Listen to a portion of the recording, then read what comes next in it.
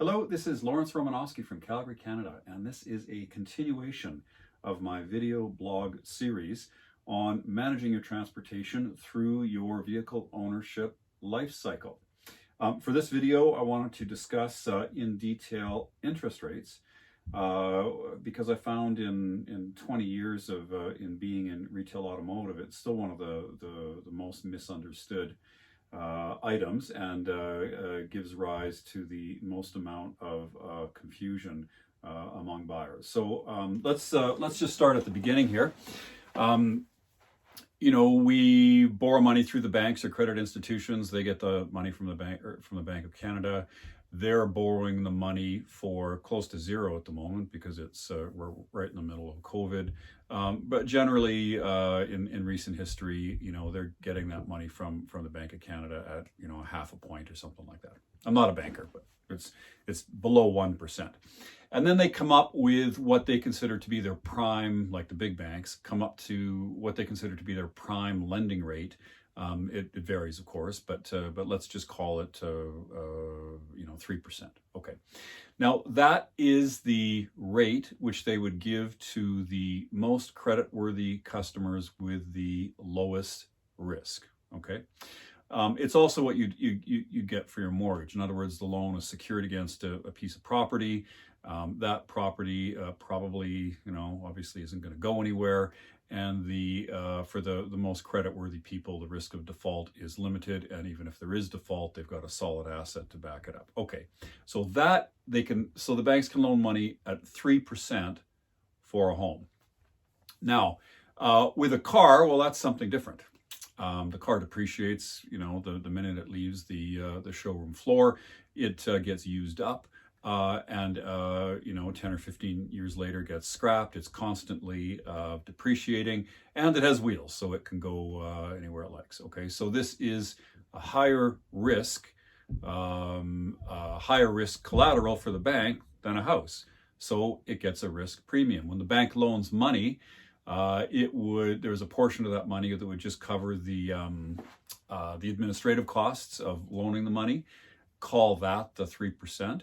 And then there would be a risk premium depending on what they're loaning the money for. And this can go all the way up to 30% or something. Okay. So we've got our base 3% rate. We add 2% because it's a car. There's 2% is the risk premium to loan money for a depreciating asset that can be moved easily. Okay. Now we lease the car. So we've got all the rest of the costs. We got the cost of administering the transaction, and we still have the same depreciating asset, but now we have additional risk if you're a lender or a leasing company, because now you've got to guarantee the value of the car when it comes off lease at the termination point, where the customer can give the car back. Now, when they give the car back, there's a set residual value, and the car may be worth more or less than the residual value. Of course, these values are put in place to be conservative so that the leasing company feels that there's adequate protection and that the car will be worth at least the residual value, if not a little bit more. Okay, and that's why the residual values are often conservative. But for various reasons, various things can happen, and the car may not be worth the residual value. The leasing company may take this car back. They might try to sell it to the dealers. The dealers don't want to buy it at that price, and so then they sell it at auction. It goes through the auction. It does not get the reserve. The leasing company incurs a loss. These losses can be substantial. There have been times in economic downturns where the losses from the financing arm of the manufacturer have exceeded the profit they made making the cars. So that's another approximately 2% premium. So you can, if you borrow money, if you're a high net worth individual with absolutely solid credit, you can probably borrow money at prime, which is 3%. If you buy a home and the bank has a physical asset that is unlikely to depreciate, you can borrow money at 3%. If you buy a car, which is a depreciating asset, which has wheels on it, well, then there's 2% premium. So now it's at 5%. And if you add costs of remarketing the car at the end of the lease term and the risk involved with that and the extra admin involved, well, now it's 7%. Okay, so financing a car finance loan is going to be 5%, plus or minus a little bit. Leasing a car is going to be 7%. Now, if you are a credit institution, if you're, Mercedes-Benz Credit or Porsche Financial Services or GM Credit or whatever, that's the money that you're going to get. If you lease the car, you're going to get 7%. Now, that's not what the consumer sees in the advertisements. That's not what the consumer pays. That's not what the dealers advertise. So what's going on with that? Okay. So, in the car business, of course, we negotiate. In the car business, there's lots of promotions and incentives, and that's what the low lease rate is. If it's 0% or 3.9% or whatever it is, if it's a finance and it's less than 5, or it's a lease and it's less than 7, then one way or the other, it's an incentive rate. The manufacturer and the importer, whether this is, Mercedes in Germany or Mercedes Canada or Mercedes USA or whatever it is, they will have a promotional budget, substantial one, and they'll get, they'll allocate so many dollars per car to this budget. Now they can spend it on Super Bowl ads or golf tournaments, or they can buy radio or TV or, host driving events. Or do any number of things in the sphere of automotive marketing, including buying down the rate. So they might and selling cars based on interest rate is effective and very popular. So a big portion of the marketing budgets from the car companies and the importers go towards buying the interest rate. The credit arm of the manufacturer, the Mercedes Credit Canada or Porsche Financial Services or whatever it is, they still get their 7 or 5%, depending on it's a lease or finance. The importer, though, then has to pay them. So if you go to your dealer and you finance a car at 1% or 0.99%, that would mean that somebody is paying the equivalent of the 5%, or sort of the 4% difference, 5% less the one you're paying, and that goes back to the leasing company. Okay, so who's paying for the 4% on your car loan if it isn't the consumer? Well, it could be the importer, like the Mercedes-Benz Canada or Porsche Financial Services, or it could be the dealer, or it could be both. Most of the time when you see the published rates, especially if it's a national campaign or it's on the websites, keep in mind that normally the manufacturer websites are all templated, so they have uniformity across the market that they're in. Usually those are from the manufacturer and or importer. Okay, in the local paper, when you see the ads for the car dealers, those can often be from the dealers. Okay, but there's no one rule. Sometimes the manufacturers might come out with a campaign that says, okay, we're going to advertise 1% on a certain car, and the dealer has to pay half that value. Okay. So why does this matter to you? Well, you would first want to quantify the saving. I mean, what is the saving involved in financing the car at 1% versus 5%? How do you quantify that? Okay, so that's one thing you'd want to know. The second thing you'd want to know is the dealer paying for any of this? Okay, so if the dealer is paying for this interest rate subsidy, okay, then they may not have much more money left to discount the car. If the manufacturer is paying the entire cost of the low interest loan or lease, then the dealer's left with their full profit margin. Okay, so then they might still have some room. So as a consumer, you'd want to know where that money is coming from. Okay, so those are two things that you probably want to know, and they're easy enough to find out.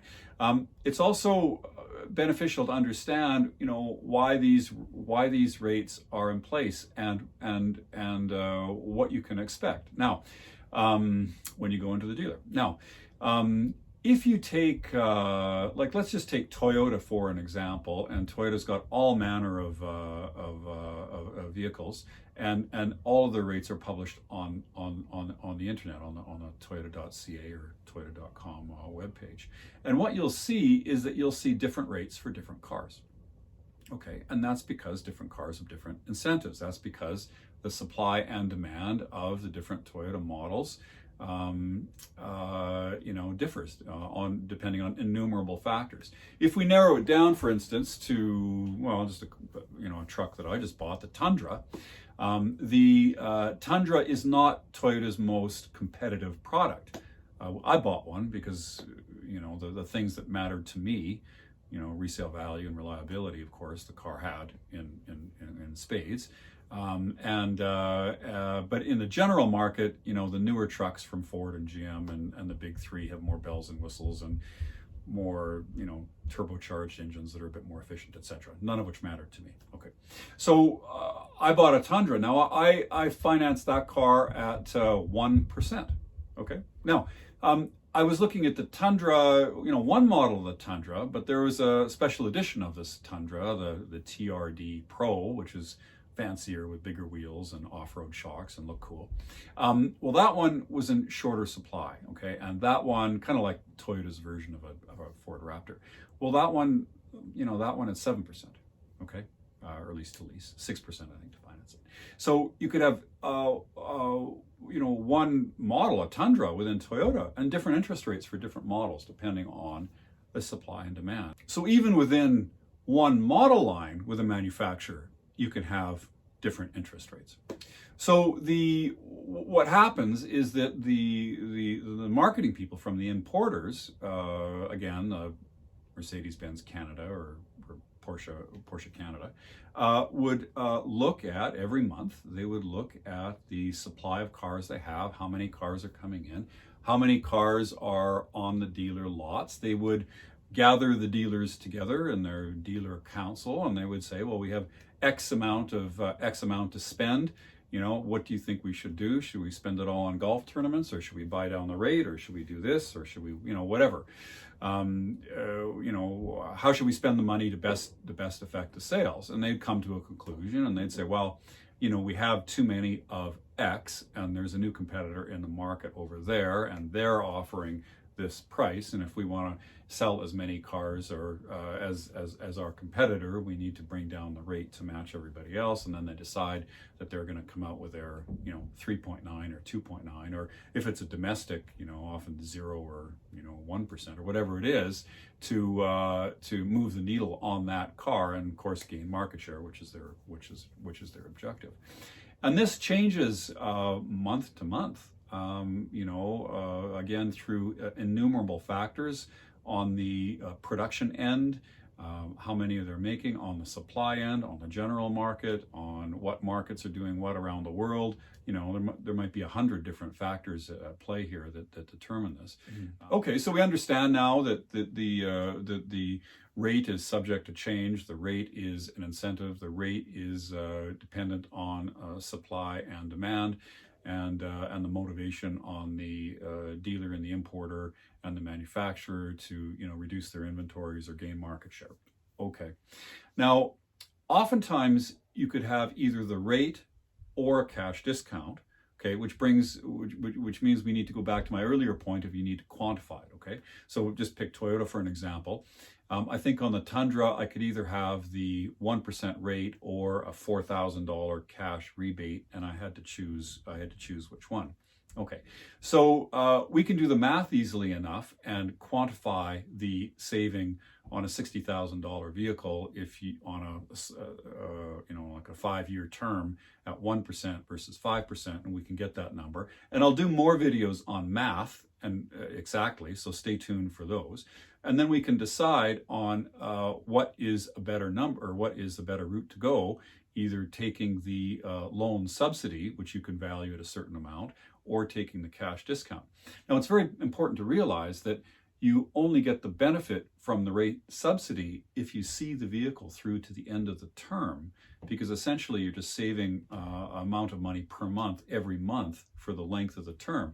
Well, if you take out a 5-year finance contract and you come to the conclusion that it equates to a $5,000 saving, whereas they're only giving you $4,000 as a cash discount, so you're ahead if you finance it. You're correct, of course, but not if you trade it in after a year. Well, then you've only seen the benefit of the lower rate for 1 year instead of the full 5 year. But I hope that's helpful.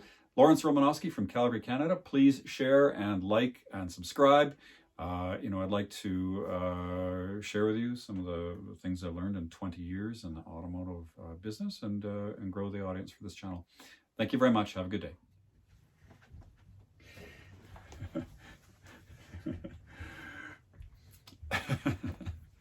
Okay, well, we're going to finish this video and then read our dog book with